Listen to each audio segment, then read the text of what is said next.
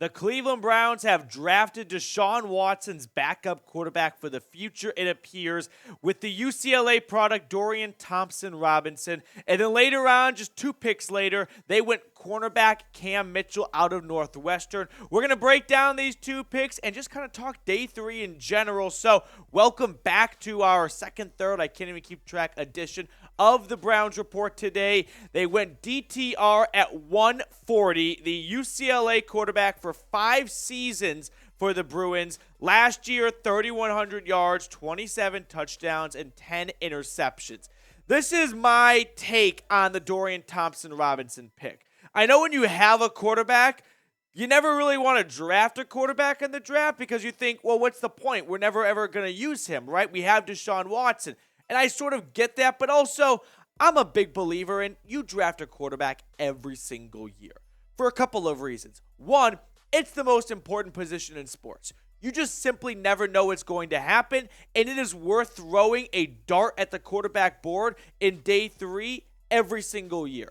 2, about half of the starting quarterbacks in any given season end up missing some time. So it's really a coin toss, right? It's a coin flip. Are you going to have your quarterback miss 1, 2, 3, 4 games? And if so, how prepared are you, right? Are you ready to have a good backup step in and keep the ship afloat? Now, the scouting report on DTR is a dual threat quarterback, loads of experience.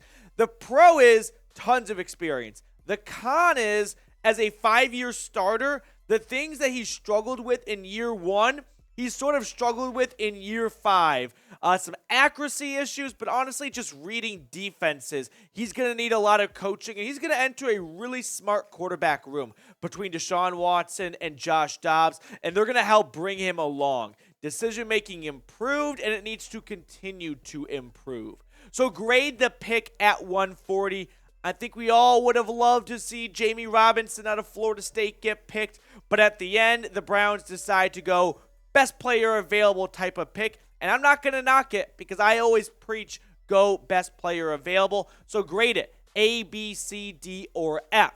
And if you have not subscribed yet, make sure you go ahead and do so because we break down every single draft pick that the Browns are making this year. So don't miss a single one when you are subscribed. More on Dorian Thompson-Robinson really quickly, and then we're going to get to Cam Mitchell here. So you can just push me full screen, Mr. Seatman. What is going on with Josh Dobbs? Like, Josh Dobbs was the preseason legend last year, okay? Then they bring on Kellen Mond after he's waived by the Vikings. So then you have a backup quarterback battle for 2024 between Mond and Dobbs. It appears that Mond won it because they released Dobbs. He goes to Detroit. Then he goes to Tennessee. He plays in more or less a playoff game for the Titans in Week 18. And then the Browns decide, let's bring Josh Dobbs back. He's our backup quarterback. I'm all in. Our preseason prince.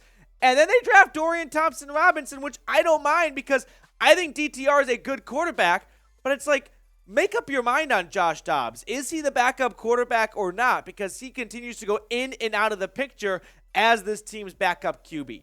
To summarize or to go full circle on DTR, I know quarterback was not a big need for the Browns in this draft class, but if you think you see a potential great backup quarterback, it's worth it in day 3.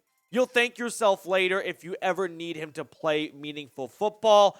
I've said DTR has the ceiling of a Pro Bowl quarterback and the floor of out of the league in 2 to 3 seasons. That's one of the 2 options there. I just don't see an in-between for DTR. Patrick Seaman thinks he's going to be the next Tyrod Taylor.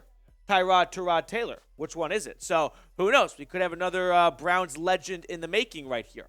Moving on to their second pick, though, they made in round 5 at 142.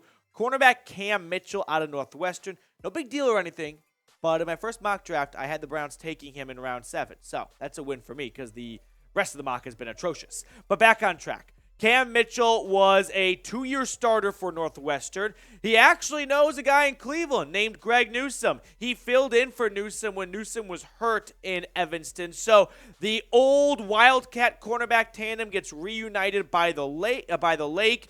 Now, he does not have fantastic size or speed. That's why he's a mid-day 3 pick. He's 5'11", 191 pounds. His 40-yard time was 4.47, so not the slowest by any means, but not the fastest either. Probably in the upper half of cornerbacks in this class. Last year for Northwestern, 52 tackles, 1 interception, and 7 pass breakups. Quick sidebar here. Northwestern was one of the worst, if not the worst team in college football last year. But how do they have Peter Stefanski, Adetomiwa Adebawore, and Cam Mitchell all get drafted? Like 3 guys, and they only won 1 game. I don't really understand what Pat Fitzgerald did with clearly some NFL talent. Like I said, though, he's a 4.47 corner. So here's my take on this pick here, if you will. I wonder if this is your new nickel corner. He did not really play that role all that much at Northwestern, but keep in mind when teams only win 1 game a season, they tend to put their best players at the most useful positions, right? Teams will put their best offensive lineman at left tackle, even if they're not going to be a left tackle in the NFL. Teams will put their best corner at the boundary to go up against the team's opposing best wide receivers. Maybe this is Andrew Berry's new nickel corner. So at the end, time is a flat circle. There is still a Northwestern cornerback at the nickel position for Cleveland. Maybe it's just a depth pick. We know the Browns love corners, as they should. It's one of the 3 most important positions in the draft, it feels like, after quarterback and edge rusher. Teams love their CBs. So to recap what the Browns have done so far in the draft, big fan of the Cedric Tillman pick. I just think he's going to be a fantastic wide receiver. Siaki Ika, at first I had some skepticism, but then I watched the video of the Browns FaceTiming him, announcing that they're going to draft him, and Jim Schwartz hopped on the call, and he seemed pumped up. I'm going to go on a limb here and say Jim Schwartz probably knows a little bit more about defensive linemen than I do. So if Jim Schwartz is in, I'm in. I will be a sheep for Jim Schwartz and defensive tackles. You just tell me where to go, Schwartz, and who to like, and I will follow you to the ends of the earth. Dawan Jones, a 6'8" Trent Brown tackle. I don't actually think this is a Jed Wills replacement pick. He's a right tackle. I'd be interested to see if maybe they give Bill Callahan a year to try and make him a left tackle.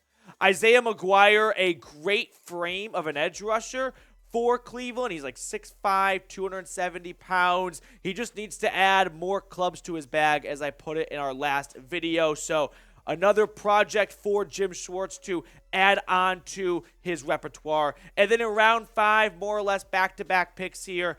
DTR, great quarterback out of UCLA. If you watch Pac-12 at night, you know to bet the over when UCLA was playing, thanks to Dorian Thompson-Robinson. I'm a fan of this selection. And then Cam Mitchell might be your new slot nickel corner. I mean, that's definitely up in the air right now. No one knows exactly how it's going to play out, but put him definitely in the race to compete for that job when training camp opens up. So with that being said, who do you want to draft next? Right? Who out there do you want Cleveland to go get? Is it Jamie Robinson? The Browns have a 6th and a 7th round pick. They're not going to be drafting for a little bit, so we got some time, but maybe the Browns trade up. Honestly, this is going not how I expected to for the Browns, because I thought they would not use all 8 selections in this draft. But hey, it's the NFL draft. If anyone tells you they know how it's going to go, they're full of it, because the NFL draft is the most unpredictable thing in all of sports. That is it on today's show. Thank you guys so much for tuning in yet again. We'll be back later with the 6th and 7th round selections, along with our draft grades for the entire 2023 NFL draft. And I still can't get over Stetson Bennett being drafted.